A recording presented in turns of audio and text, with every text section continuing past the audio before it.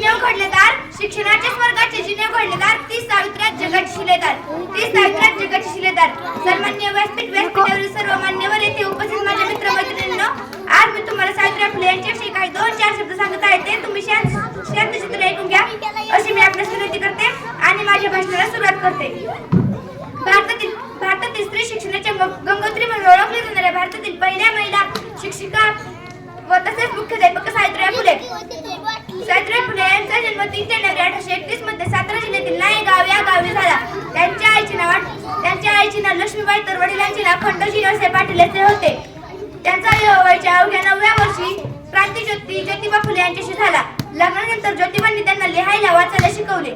स्त्रियांच्या अंतर्जीवनात पेटविले ज्ञानाची ज्योती, स्त्रियांच्या अंतर्जीवनात पेटविले ज्ञानाची ज्योती, म्हणून तर आज जगती अमर आहे सावित्री, अमर आहे सावित्री.